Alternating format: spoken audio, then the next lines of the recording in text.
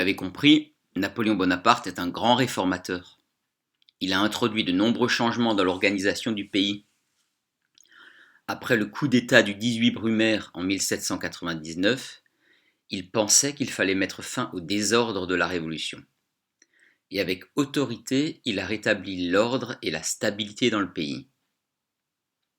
Par exemple, désormais dans tous les aspects de la vie quotidienne des Français, il y a des règles précises qui sont regroupées dans un livre de loi qui s'applique partout sur le territoire et qui efface les anciennes traditions régionales.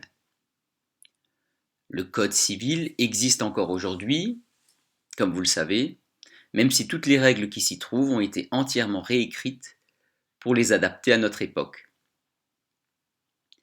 Il a aussi créé les préfets, qui existent encore aujourd'hui également, chargés de maintenir l'ordre et la sécurité dans le département.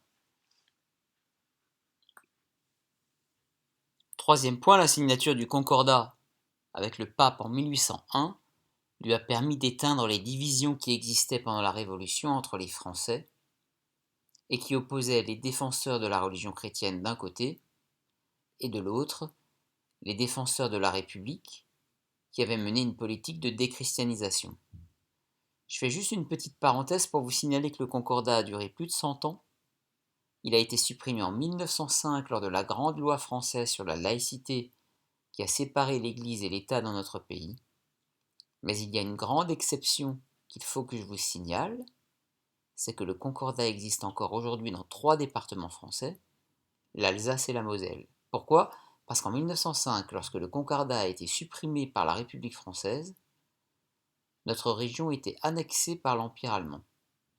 Et lorsque l'Alsace-Moselle est redevenue française en 1918 après la Première Guerre mondiale, nous avons conservé le Concordat dans notre région. Il reste toujours en vigueur aujourd'hui, ce qui explique par exemple que les prêtres alsaciens, contrairement au reste de la France, continuent d'être payés par l'État comme des fonctionnaires. Vous pouvez donc retenir qu'en Alsace et en Moselle, le Concordat de Bonaparte est toujours en application dans notre région.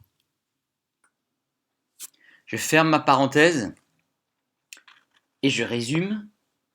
Vous l'avez compris, Napoléon Bonaparte a durablement réorganisé le pays en lui donnant des structures administratives très stables.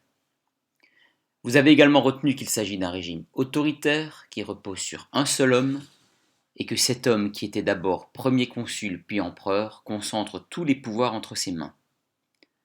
Avec le sacre de 1804, la République se change en monarchie impériale. Vous vous souvenez donc de la problématique que je vous avais posée au début du cours. Bonaparte est-il le continuateur de la Révolution ou est-il l'homme qui a enterré la Révolution et la République ? La réponse est donc claire. Il a enterré la Révolution puisque la République s'est transformée en monarchie impériale. Cependant, je nuance un tout petit peu mon affirmation, puisque dans son œuvre de réorganisation du pays, il applique un certain nombre de grands idéaux révolutionnaires, comme l'égalité par exemple, puisque Napoléon a établi une égalité entre tous les citoyens vis-à-vis de la loi, dans une certaine mesure pour nous dire que Napoléon est un héritier de la Révolution. Nous terminons ce chapitre avec ce qui caractérise le plus le règne de Napoléon Ier, c'est que quasiment pendant toute la durée de son règne, celui-ci n'a jamais cessé de faire la guerre. Napoléon aime la guerre, il a déclaré « Mon pouvoir tient à ma gloire, et ma gloire aux victoires que j'ai emportées. » Dans toute l'histoire, aucun chef de guerre n'a gagné autant de batailles que Napoléon. Tous les experts en arts militaires s'accordent à reconnaître le génie de Napoléon dans l'art de la guerre. Un général prussien du XIXe siècle, Karl von Clausewitz, qui a étudié avec passion le système de guerre napoléonien, le tenait même pour un dieu de la guerre. Quel est le secret de ces innombrables victoires ? Jusqu'en 1812, Napoléon a remporté une suite de victoires foudroyantes sur ses ennemis, les autres souverains d'Europe, qui voient en lui un usurpateur du trône de la France et qui refusent de le reconnaître comme empereur. Quel a été le secret de ces innombrables victoires et quel a été le résultat de toutes ces batailles ? En quelques mots, je vais vous raconter la plus célèbre et la plus éclatante victoire de Napoléon.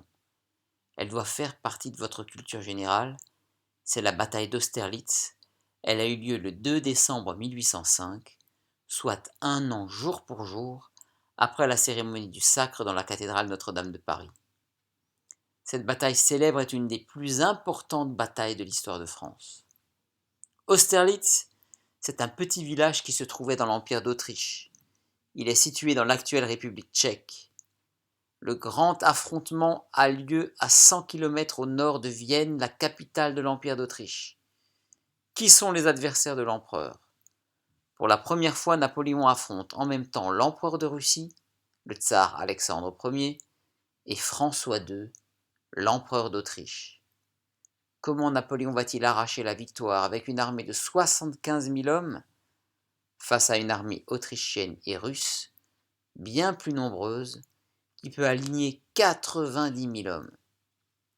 Voici quelques clés pour comprendre le génie militaire de Napoléon. Première raison de son succès, comme toutes les campagnes militaires qu'il a menées, plusieurs jours avant, il étudie avec précision le terrain. Il fait établir des cartes, prépare sa tactique, pique des épingles sur ses cartes, assisté de son aide de camp. Pas de place pour l'improvisation dans les manœuvres militaires de Napoléon. Voici son deuxième secret.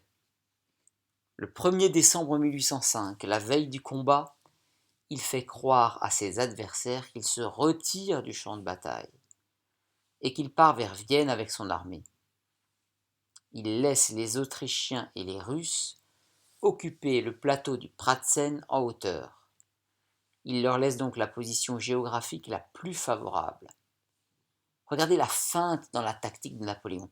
Napoléon attire ses adversaires exactement à l'endroit qu'il a choisi. Il attire ses ennemis dans un piège en faisant mine de se retirer. Il fait même croire à l'adversaire qu'il veut demander la paix. Ainsi, il dégarnit son aile droite pour donner à l'ennemi la tentation d'attaquer la partie de l'armée de Napoléon qui paraît la plus fragile.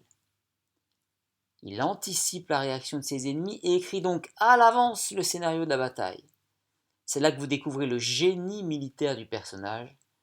Napoléon laisse penser aux Austro-Russes qu'ils vont pouvoir encercler les soldats français et qu'ils pourront les piéger comme des rats, alors que c'est exactement le contraire qui va se produire. Imaginez les 90 000 soldats autrichiens et russes qui forment un gigantesque croissant dont les deux pointes continuent d'avancer vers l'armée française. Tout se passe comme l'a prévu Napoléon.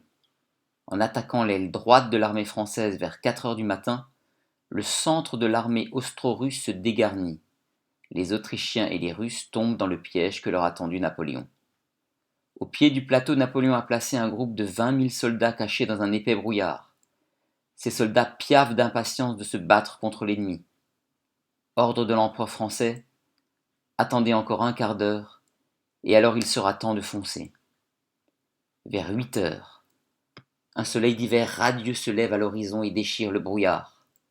L'ordre d'attaque est donné, et les Français commencent à gravir les pentes du plateau. Les soldats russes et autrichiens sont ahuris, mais d'où viennent ces Français qu'ils n'avaient pas vus venir et qui déferlent sur eux? L'empereur de Russie et l'empereur d'Autriche comprennent qu'ils sont tombés dans un traquenard. Ce sera le soleil qui, en perçant, balayera le brouillard.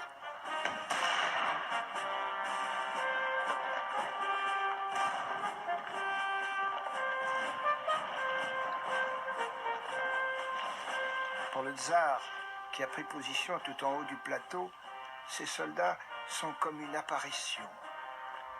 Ils semblent venir du ciel, dit-il à son aide de camp.